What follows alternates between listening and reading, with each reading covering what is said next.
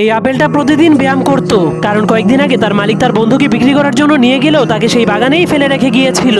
এজন্য সে পরের দিন নিজেকে অনেক সুন্দর করার জন্য নিজের শরীরে লাল রং লাগিয়ে দেয় আর স্বপ্ন দেখতে শুরু করে মালিক এখন তাকেও বিক্রি করার জন্য স্টিকার লাগাবে। কিন্তু তখনই তার মালিক এসে এবারও তার অন্য একটা বন্ধুকে বিক্রি করার জন্য নিয়ে যায়, যার কারণে সে অনেক মন খারাপ করে হার মেনে যায় আর ভাবতে শুরু করে তার মালিক তাকে কখনোই বিক্রি করবে না। কিন্তু তখনই সে পাশেই একটা ব্যায়াম করার ঘর দেখতে পায়, যা দেখার পর সে অনেক খুশি হয়ে সেখানে গিয়ে 80 কেজি ডাম্বেল দিয়ে ব্যায়াম করতে শুরু করে দেয়। এভাবেই সে 2 বছর সেই জিমের মধ্যে অনেক পরিশ্রম করে, কিন্তু যখন সে নিজেকে মাপতে শুরু করে তখন সে বুঝতে পারে এত পরিশ্রমের পরেও সে একটুও বড় হয়নি। এজন্য সে বুদ্ধি খাটিয়ে একটা পাম্পের মেশিন দিয়ে নিজেকে ফুলিয়ে দেয়। এরপর সে অনেক খুশি হয়ে আবারও সেই গাছে চলে যায়। তখন তার মালিক এত বড় আপেল দেখার পর তাকে বিক্রি করার জন্য স্টিকার লাগিয়ে দেয়, কিন্তু হঠাৎ করে তার ভেতরে থাকা হাওয়াগুলোর সাথে সাথে তার স্টিকারটাও খুলে যায়। এজন্য তার মালিক তাকে রেখেই ট্রাক নিয়ে চলে যেতে শুরু করে, যার কারণে সে অনেক রেগে গাছের উপরে লাফিয়ে লাফিয়ে সেই ট্রাকটার পিছু করতে শুরু করে দেয়। কিন্তু এক গাছ থেকে আরেক গাছে যাওয়ার সময় তার হাতটা স্লিপ কেটে যায়, যার ফলে সে নিচে বসে থাকে একজন মানুষের মাথার উপরে পড়ে যায়। আর এই দুষ্ট আপেলটার কারণে বিখ্যাত বিজ্ঞানী নিউটন গ্র্যাভিটির খোঁজ করতে পেরেছিল।